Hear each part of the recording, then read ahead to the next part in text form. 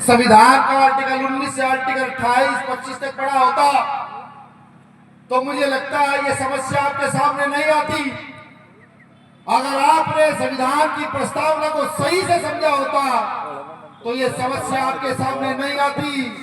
मुझे बखूबी याद है, पिछले साल उत्तराखंड के रुड़की क्षेत्र में एक बहुत पुरानी मस्जिद को तोड़ने का एक आदेश आया था। मुझ तक सूचना पहुंची, मैंने वहां के प्रदेश अध्यक्ष को जब सूचना दी और प्रदेश अध्यक्ष जब गए वहां चर्च के अंदर, माफी चाहूंगा चर्च की बात कर रहा था, चर्च के अंदर जब गए तो प्रशासन की हैसियत नहीं हुई कि वो चर्च को हाथ लगा।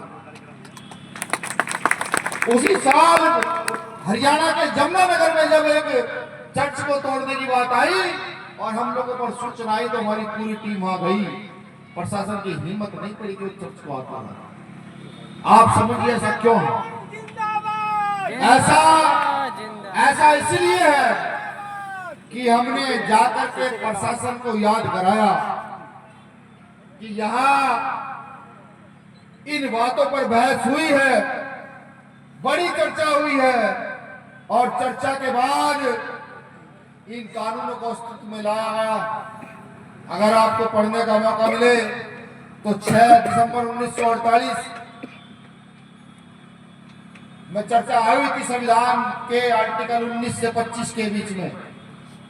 जो आर्टिकल आपको समानता का अधिकार देता है, धार्मिक अधिकार देता है, उस पर चर्चा हुई थी, बहस हुई थी। उस बहस को पढ़ने का काम कीजिए। जब तक आप जानकारी नहीं जुटाएंगे, कोई देवी देवता, कोई ईश्वर, कोई भगवान, कोई खुदा, कोई गॉड आपको बचाने के लिए आने वाला नहीं है। अगर आपको सुरक्षित रहना है तो आपको खुद खड़े होकर इस लड़ाई को मजबूत करना होगा। अगर मैं क्रिसमस की बात करूं, अगर मैं ईसा मसीह की बात करूं, तो जब मैं जय भीम कहता हूं तो समानता प्रतीत होती है। जब क्रिसमस की बात करता हूं तो भी समानता महसूस होती है। किसी देश में कहीं ना कहीं समानता है।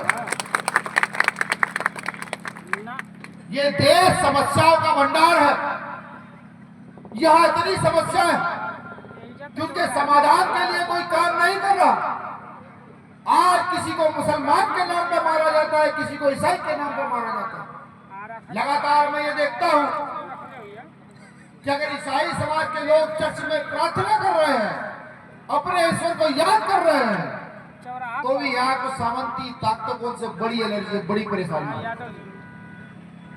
एकजुट होने का समय है। अगर आप चाहें तो आपकी समस्याओं का समाधान है, ऐसा नहीं है। अगर आप सही निर्णय लें, आपके प्रचार की जो विधि है, आप जिस प्रकार से प्रचार करते हैं, उस विधि को अगर आप भीम आर्मी के लिए प्रयोग कर दें तो 2 से 4 साल के अंदर उन ताकतों को इस देश से उखाड़ कर फेंक दिया जाए, जो यहाँ पर धार्मिक लड़ाई लड़ाने का काम करती है, जो यहाँ पर आपस में उन्माद फैलाने का काम करती है। ये आपकी समस्याओं का समाधान है। यहाँ तमाम मेरे नेता बैठे हुए हैं। मैं जानता हूं कि झटकारेदार भाषण नहीं है। मैं ये भी जानता हूं कि ये नेताओं वाला भाषण नहीं है, लेकिन ये आपकी समस्याओं वाला भाषण है कि अगर आप इस पर काम करना शुरू कर दे तो इस देश में किसी की इतनी हैसियत नहीं। ये पूरा देश का जानता है कि 25 तारीख को बड़ा दिन होता है और प्रकृति भी 25 तारीख को बड़ा दिन मनाती है। अगर टाइम पीरियड लिया जाए, सूर्य छुपने का और सूर्य के निकलने का समय तय किया जाए, तो ऐसा क्या है कि 25 तारीख को बड़ा दिन होता है।